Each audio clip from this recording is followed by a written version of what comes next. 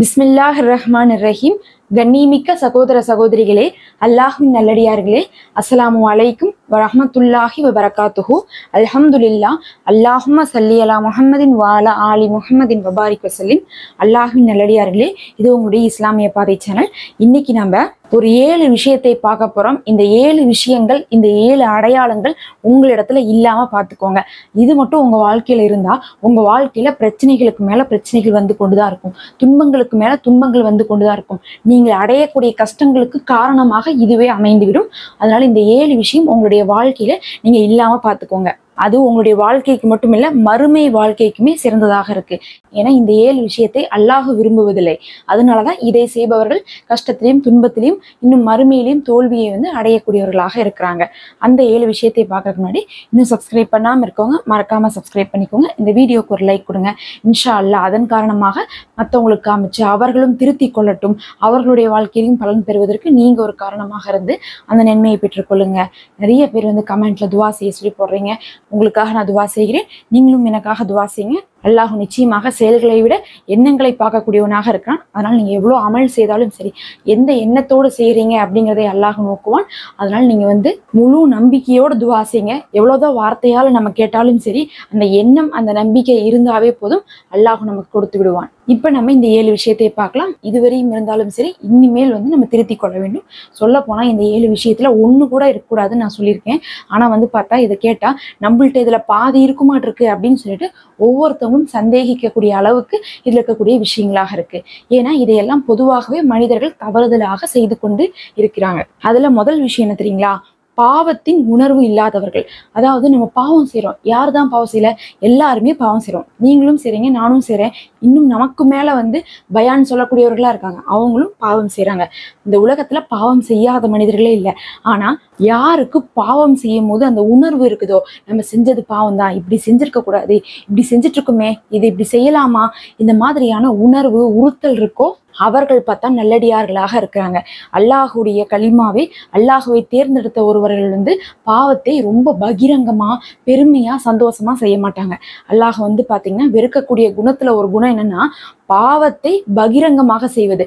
அவர்களை அல்லாஹ் வெறுக்கிறான். ஏன்னா நீ பாவம் செய்யற, பாவங்கிறது தப்பான விஷயம், இறைவனுக்கு பிடிக்காத விஷயம், மற்றவங்களுக்கு கெடுதல் தரக்கூடிய விஷயம்.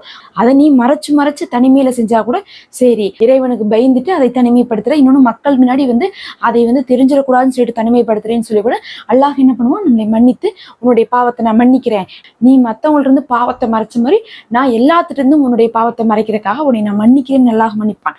ஆனா அந்த பாவத்தை பெருமையா கர்வமா எல்லாரும் முன்னாடி செய்வாங்க பாருங்க, அவர்களை அல்லாஹ் மன்னிக்க மாட்டான். அதே மாதிரி அந்த பாவமே உணராம செய்வாங்க பாருங்க, அவர்களுக்கும் அவர்கள் மேலேயும் அல்லாஹ் கோவப்படுவான். இன்னைக்கு நாம செய்யக்கூடிய ஒவ்வொரு விஷயமும் அது பாவமா பாவம் இல்லையான் அப்படிங்கிறது தெரியாத மனிதர்களே இருக்க மாட்டாங்க. ஏன்னா நமக்குலாம் இவ்வளவு வயசாயிருக்கு, இன்னும் கூடவா தெரியாது? ஏதோ குழந்தைகள்னா பரவாயில்ல, மற்றவங்களுக்கு எல்லாம் கண்டிப்பா தெரியும் இதெல்லாம் பாவம் தான். நம்ம புறம் பேசுறோம், அது பாவம் தான். நம்ம கூட இருக்கக்கூடியவங்கள்ட்ட நம்ம சண்டை போடுறோம் குடும்பத்துல, அது நன்மையான காரியமா, அது பாவம் தான். நமக்கு ஏதோ ஒரு சௌரியத்துக்காக நம்ம செஞ்சுட்டாலும் கூட அது பாவம் தான் சொல்லிட்டு நமக்கு தெரியணும். அதுல நம்ம நியாயப்படுத்தக்கூடாது. அதுல சிறந்தவங்க அந்த பாவத்தை நினைத்து வருந்துபவர்களாக இருப்பாங்க. அப்படி வருந்துபவர்களுக்கு அல்லாஹ் பாவ மன்னிப்பும் கொடுக்குறான். அவர்களுடைய வாழ்க்கையில அந்த பாவத்தின் காரணமாக கஷ்டத்தை விடாம பண்றான். இந்த இடத்துல நம்ம மூசா அலைஹிஸ்ஸலாம் அவர்களை பத்தி கண்டிப்பா சொல்லி ஆகணும். அவர்கள் ஒரு பெரும் பாவத்தை செஞ்சுறாங்க. என்ன பாவம்? ஒரு மனிதனை கொன்றாங்க. கொன்னதுக்கு அப்புறம் அல்லாஹ் இடத்துல மன்னிப்பு கேட்கிறாங்க. ஐயோ நம்ம செஞ்சது தப்பாச்சேன்னு சொல்லிட்டு. அத்தனைக்கும் அந்த பாவத்தை அவங்க தெரிஞ்சு செய்யல, தெரியாம தான் செய்யறாங்க. அவங்க செஞ்சது கரெக்டுன்னு நினைச்சுதான் அவங்க செஞ்சுறாங்க. செஞ்சதுக்கு அப்புறம் தான் அடுத்த நாள் தெரியுது அவர் ஒரு அப்பாவியை கொண்டிருக்காருன்ட்டு.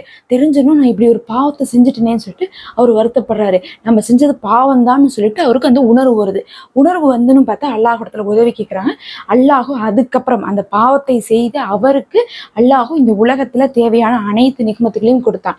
அப்படின்னா என்ன அர்த்தம்? நம்ம எவ்வளவு பெரிய பாவம் செய்தாலும் அதனுடைய உணர்வு நமக்கு வந்துச்சுன்னா, நம்ம செய்யறது பாவம் தான் உணர்வு அல்லாஹின் பக்கம் நெருங்கினோம்னா, அவர்களுக்கு எவ்வளவு பெரிய துன்பங்களும் துயரங்களும் கஷ்டங்களும் வாழ்க்கையில வந்தாலும் சரி, அல்லாஹ் துணை நிற்பான். இரண்டாவது, அமல்கள் செய்யறதுல சோம்பேறியா இருப்பாங்க. அவங்க பாத்தீங்கன்னா வாழ்க்கையில எப்போதும் பிரச்சனைகளை அனுபவித்துக் கொண்டே இருப்பாங்க. எந்த ஒரு அமல் செய்தாலும் சைத்தானுடைய ஊசலாட்டத்தின் காரணமா தொழுகணுமா, ஐயோ உது செய்யணுமா, திக்ரு ஓதணுமா, இந்த மாதிரி ஒன்னொன்னையும் செய்யும் போது என்ன பண்ணுவான் சைத்தான் வந்து ஊசலாட்டங்கள் கொடுக்கும்போது சோம்பேறித்தனத்தோடையே வந்து செய்வாங்க. இது வேற வந்துருச்சா, இப்படி வேற பண்ணுமா, ரம்ஜான் ஃபுல்லா இனி ஒரு மாசம் சஹருக்கு வேற எந்திரிக்கணும், இந்த மாதிரி வந்து அமல்கள்ல சோம்பேறியா இருக்காங்கல்ல, அவங்க வாழ்க்கையில பிரச்சனைக்கு பஞ்சமே இருக்காது. நிறைய கவலைகள், துன்பங்கள், துயரங்கள் தான் வந்து கொண்டு இருக்கும். அல்லாஹுடைய இபாதத்துக்கு வந்து விருப்பம் தெரிவிக்காதவங்க ஷைத்தானுடைய தீங்குக்கு வந்து விருப்பம் தெரிவித்தவர்களாகிறாங்க. அப்ப என்ன ஆயிடுறாங்க, ஷைத்தான் கொடுக்கக்கூடிய பிரச்சனையெல்லாம் அனுபவித்துட்டே இருக்க வேண்டியதுதான். மூன்றாவது, சோதனையில் கையாள தெரியாம திணறுபவர்கள். அதாவது மனிதர்களுக்கு யாருக்குதான் சோதனை இல்லை, எல்லாருக்குமே கஷ்டங்கள், துன்பங்கள், துயரங்கள், சோதனைகள் இருக்கு.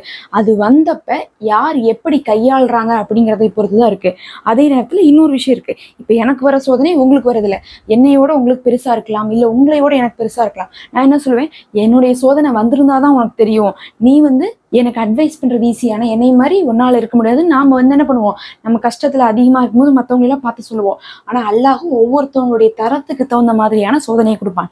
அந்த சோதனைகள் நம்ம எப்படி கையாளுறோம் அப்படிங்கிறது நமக்கு ஈமான் எந்த அளவுக்கு வலுவாக இருக்குது அப்படிங்கிறதை காட்டுது.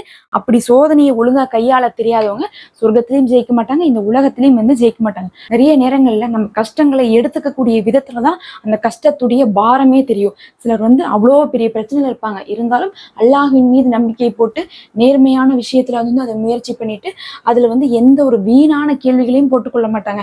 எல்லாரும் நல்லா இருக்காங்க, நான் மட்டும் ஏன் நல்லா இல்லை, என்னை மட்டும் ஏன் அல்லாஹ் இப்படி பண்ணிட்டான், அப்படி இப்படின்னு சொல்லிட்டு வீணான விஷயங்களை பழி போட்டு கொள்ள மாட்டாங்க.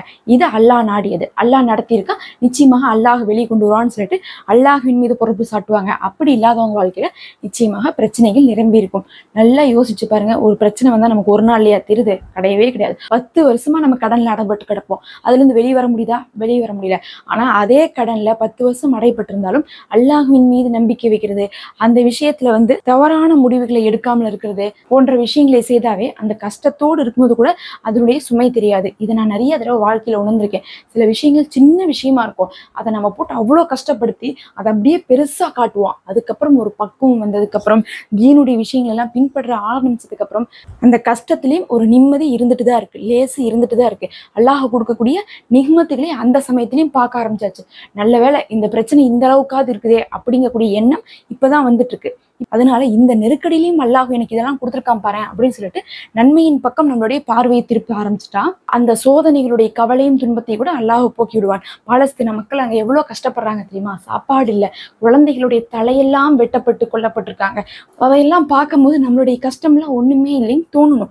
நம்மளையோட கஷ்டப்படுறவங்களை பார்க்கணும், நமக்கு கிடைச்சிருக்க நல்லதை பார்க்கணும். இது ரெண்டையும் பார்த்தாதான் நம்ம கஷ்டம் வந்து நமக்கு தெரியாது. அப்படி நம்ம வந்து சோதனை வரும்போது அதுல திணறாம அதுல வந்து உறுதியாக இருக்கணும். அப்படி இல்லாட்டா நம்ம வாழ்க்கை துன்பங்களாக மாறும். அதுலேயும் முக்கியமாக சோதனை வந்தா நம்ம முதல்ல என்ன சொல்லணும், இன்னா லில்லாஹி வ இன்னா இலைஹி ராஜிஊன்னு சொல்லணும். அதை தான் நபி ஸல்லல்லாஹு அலைஹி வஸல்லம் அவர்கள் நமக்கு சொல்லி கொடுத்துருக்காங்க. அல்லாஹ் இடத்துல இருந்து வந்தோம், அல்லாஹ் இடத்துல தான் திரும்பி போறோம், இதெல்லாம் எதுவுமே நிரந்தரம் இல்லை, அதனால கவலைப்படாத, இது அல்லாஹ் தானே கொடுத்தான், அல்லாஹ்வே வந்து இது வந்து சரி செய்து விடுவான் அப்படிங்கக்கூடிய நம்பிக்கை நமக்குள்ள வரணும். அடுத்து 4வது விஷயம், இதயத்தின் கடினத்தன்மை. அதாவது இதயம் இறுகி போயிடும், ஒரு இரக்கமே இருக்காது. யாரை பார்த்தாலும் சரி அவங்களுடைய சுயநலத்தை மட்டுமே யோசிச்சுட்டு மற்றவங்க மேல இரக்கத்தன்மையை காட்ட மாட்டாங்க. அப்படியான குணங்கள் இருக்கக்கூடாது. அல்லாஹ் சொல்றான், குர்ஆன் வசனங்கள் ஓதப்பட்டு யாருடைய கண்கள்ல நீர் வருதோ அவர்களுக்கு எவ்வளவு பெரிய கூலி இருக்கு தெரியுமா? அப்படிப்பட்ட இதயங்கள் தான் வந்து பார்த்தா இலகிய இதயங்களாக இருக்கும். நாம நபிமார்களுடைய வரலாறு கேட்கும்போது, அல்லாஹுடைய வேதனையை பத்தி பேசும்போது, அல்லாஹுடைய நிஹ்மத்துகளை பத்தி பேசும்போது கூட நமக்கு கண்ணில் தண்ணீர் வரணும். அவனுடைய படைப்புகளை பத்தி பேசும்போது, அவனை புகழும் போது கூட நமக்கு அப்படி ஒரு உணர்வுகள் வரணும். ஆனா இன்னைக்கு மனிதர்களிடத்துல மற்ற மனிதர்கள் கண்ணு மூடி கஷ்டப்பட்டாலும் சரி இவர்களுடைய கண்ணில் தண்ணீரே வரதில்ல. இதற்கு அர்த்தம் வந்து இதயத்துல நம்ம பலவீனமாக இருக்கணும்னு கிடையாது, ஈமான்ல உறுதியாக இருக்கணும், மற்றவங்க மேல கருணையோட இருக்கணும்னு அர்த்தம். அடுத்து 5வது விஷயம், பெருமை கொண்டோர். இந்த பெருமை கொண்டவர்களுக்கு பார்த்தீங்கன்னா அவங்களுடைய வாழ்க்கை துன்பத்திலையும் சோதனையிலையும் தான் போய் முடியும். நாம நம்மளை பெருமையா நினைச்சிட்டு இருந்தா திடீர்னு ஒரு பிரச்சனை வந்து யாராவது ஏதாவது சொல்லிட்டா கூட அது நம்மளால தாங்க முடியாத வழியா தான் போகும். இதே நம்ம எதையுமே கண்டுக்கல, நாம நார்மலா இருந்துட்டு இருந்தோம்னா மற்றவங்க ஏதாவது சொன்னாலும் நம்ம அல்லாஹ்வின் மீது பொறுப்பு போட்டு விட்டுருவோம். ஒரு பிரச்சனையை பெருசு பண்றதே பார்த்தா இந்த பெருமை கொண்டவரை தான் இருப்பாங்க. அவர்களுக்கு மற்றவங்க அவங்களை எதுவுமே சொல்லிடக்கூடாது, அவங்களுக்கு எதுவுமே நடந்துடக்கூடாது, அந்த மாதிரி எல்லாம் யோசிப்பாங்க. அப்படி இருக்கக்கூடிய குணம் தங்களையும் அழித்து தங்களோட கூட இருக்கவங்களையும் சேர்த்து அழிச்சிரும். அப்படிப்பட்ட குணம் நமக்குள்ள இருக்கக்கூடாது. அதுலயும் அல்லாஹ் வெறுக்கிறான். கடுகளவு உங்களுக்கு பெருமை இருந்தாலும் சொர்க்கத்துக்குள்ள நுழைய மாட்டீங்க. பெருமை அல்லாஹ் சொல்லிவிட்டான் அவனுக்கு மட்டுமே உரியது, அவனை தவிர வேற யாருக்குமே வந்து உரியது கிடையாது. அதனால பெருமை கொள்ளக்கூடியவர்களாக நாம இருக்கக்கூடாது. எந்த ஒரு விஷயத்துக்கும் எனக்கு என்ன கிடைச்சிருக்கு, எனக்கு நல்ல சம்பாதனை, எனக்கு நிறைய வசதி இருக்கு, எனக்கு நல்ல அழகு இருக்கு, எல்லாமே என்னுடைய அல்லாஹ் கொடுத்ததுதான். அவ்வளவுதான், முடிஞ்சு போச்சு. எது கிடைச்சாலும் அல்லாஹ் கொடுத்தது, அல்லாஹ் நாடியது. நீ எப்படி படிச்சு மார்க் வாங்கியிருக்க, எல்லாம் அல்லாஹுடைய நாட்டம் தான். நானா இப்படி படிக்கிறேன், அல்லாஹுதான் அதுக்கு உண்டான இலகுவான விஷயத்தை எனக்கு கொடுத்துருக்கான், எனக்கு அறிவை விசாலமாக்கி வச்சிருக்கான்னு சொல்லி எது கிடைத்தாலும் அந்த பெருமையும் பேரையும் புகழையும் அல்லாஹுக்கு சாட்டக்கூடியவர்களாக இருந்தோம்னா நம்மளுடைய வாழ்க்கை ரொம்ப நிம்மதியாக இருக்கும். அடுத்த 6வது, பிறருக்கு உதவாதவர். எந்த விதத்துல யாருக்கும் ஹெல்ப் பண்ண மாட்டாங்க வாழ்க்கையில, அப்படியே இருந்துப்பாங்க. நாம நம்மள்ட்ட இருக்கிறது நம்ம கையில இருக்கிற வரையும் தான் நமக்கு லாபம்னு நினைச்சிட்டு கண்டிப்பா அப்படிப்பட்டவங்க வாழ்க்கையில பெரும் கஷ்டத்திலையும் துன்பத்திலையும் இருப்பாங்க. அல்லாஹ் சொல்றான், அழகிய முறையில நீங்க கடன் கொடுங்கன்னு சொல்றான். அதுலயும் அழகிய முறையில கடன் கொடுக்கறதுனா, நம்ம கடன் கொடுத்து போட்டு ஒருத்தவங்களை துன்பப்படுத்தக்கூடாது. அவங்க திருப்பி கொடுக்குற வரையும் நம்ம என்ன பண்ணுவோம், நம்மளால முடிந்த அளவுக்கு நாமளும் பொறுமையாக இருக்கணும். அந்த மாதிரி கடன் கொடுக்கும் போது கூட அல்லாஹ் அழகிய முறையில கடன் கொடுக்கறதை விரும்புகிறான், பிறருக்கு சதக்கா செய்யறதை விரும்புகிறான். ஒருத்தவங்களுக்கு நீங்க ஒரு ஏழைக்கு உணவு கொடுக்கறதை விட சிறந்த அமலாக வேற எந்த சதக்காவையும் கூட ஆக்கல. அந்த அளவுக்கு பிறருக்கு உதவி செய்வதை அல்லாஹ் வலியுறுத்தி இருக்கான். இன்னும் நபி ஸல்லல்லாஹு அலைஹி வஸல்லம் அவர்கள் என்ன சொன்னாங்க, பேரித்தம்பழத்தின் அரை துண்டை கொடுத்தாவது நீங்க நரக நெருப்பிலிருந்து காப்பாற்றிக் கொள்ளுங்கன்னு இருக்காங்க. அப்படின்னா நாம பிறருக்கு உதவுவதை அல்லாஹ் விரும்புகிறான். ஆனா அப்படி உதவாம இருக்கிறவங்களுக்கு அல்லாஹ் எந்த உதவியும் செய்ய மாட்டான். நான் உன்னிடத்துல உதவிக்காக வந்தேன், நீ இல்லைன்னு சொல்லிட்டு, அதனால நான் உனக்கு தரமாட்டேன்னு சொல்லிட்டு அல்லாஹ் சொல்லிடுவான். அல்லாஹ் அடியானை நம்மளிடத்துல அனுப்புவான், நம்மளை சோதிக்கிறதுக்காக. நம்ம அதை மனிதர்களாக தான் நினைக்கிறோம், ஆனா அல்லாஹ் நேரடியாக நமக்கு ஆளை அனுப்பியிருக்கான் சோதனைக்காகன்னு தெரிஞ்சுக்கணும். கடைசியா ஒரு விஷயம் இருக்கு பாருங்க, பிறரை கண்டு பொறாமைப்படுவது. மற்றவங்களை பார்த்து பொறாமைப்படுபவர்களுடைய வாழ்க்கை நிம்மதியாக இருக்கவே இருக்காது. எவ்வளோ கோடி சொத்து இருந்தாலும் சரி, நம்மளையோட எச்சா யார்கிட்ட என்ன இருக்குதோ அதை பார்ப்பாங்க. அதுலேயும் சிலருக்கு தராதரமே தெரியாது. அல்லாஹ் அவர்களை உயரத்திலையும் உயரமாக வச்சிருப்பான், அவர்களுக்கு 10 மடங்காக எல்லா அருளையும் கொடுப்பாங்க. ஆனா பாத்தீங்கன்னா அவர்களையோட ஏதாவது ஒரு விஷயத்துல வேற ஒருத்தவங்க சிறந்தவங்களா இருப்பாங்க. அந்த ஒண்ணு அவங்கள்ட்ட இல்லையேங்கிறதுக்காக குறை சொல்லி கொண்டே இருப்பாங்க, பொறாமைப்பட்டுட்டே இருப்பாங்க. கண்டிப்பா பொறாமை அல்லாஹ் விரும்பாத ஒரு குணமாக இருக்கு. நம்ம பொறாமைப்படுறது அவர்களுடைய நிகமத்துகளை குறைக்காது, நமக்கு கிடைக்கக்கூடிய நிகமத்துகளை குறைக்கும். நமக்கு வாழ்க்கையில துன்பத்தையும் பிரச்சனையும் கொடுக்கும். நம்ம பாட்டு இருந்துட்டோம்னா தெரியாது. நாம ஒருத்தவங்களை பார்த்து பொறாமப்பட்டு திரும்ப திரும்ப அவங்க வளர்ந்துட்டு போகும்போது நமக்கு இன்னும் கஷ்டமா இருக்கும், நாம வளராம இருக்கும்போது நமக்கு கஷ்டமா இருக்கும். அப்ப என்ன ஆகும், நம்மளை பிரச்சனையில மேல பிரச்சனை, துன்பத்தின் மேல துன்பத்துக்குள்ள ஆளாக்கிறோம். நிறைய பேர் பொறாமையின் காரணமாக என்ன பண்ணிடுறாங்கன்னா மற்றவங்களுக்கு கெடுதல் செஞ்சுக்கிட்டே இருப்பாங்க. எந்தெந்த சான்ஸ்லாம் கிடைக்குதோ இவனை போட்டு தள்ளிடணும், நம்ம ஏதாவது ஒரு சான்ஸ் கிடைச்சா போதும், இவனுக்கு நஷ்டத்தை கொடுத்துடலாம், இவனுக்கு கஷ்டத்தை கொடுத்துடலாம்னு சொல்லிட்டு அந்த பொறாமையின் காரணமாக இவன் நமக்கு கீழேயே இருக்கட்டும்ங்கிறதுக்காக ஏதாவது விஷயத்த செய்வாங்க. அதெல்லாம் பெரும் பாவம். அதே மாதிரி நாம முன்னேறணுங்கிறதுக்காக குறுக்கு வழியை போய் தேர்ந்தெடுத்துருவாங்க. இதெல்லாம் பார்த்தா பொறாமை குணம் இருக்கிறவங்களுக்கு வாழ்க்கையில நடக்கக்கூடிய விஷயம். இது அவங்களுடைய வாழ்க்கையவே புரட்டி போட்டுரும். அப்ப இந்த 7 குணங்கள் உங்களிடத்துல அறவே இருக்கக்கூடாது. அதை நீங்க கவனித்துக் கொள்ளுங்க.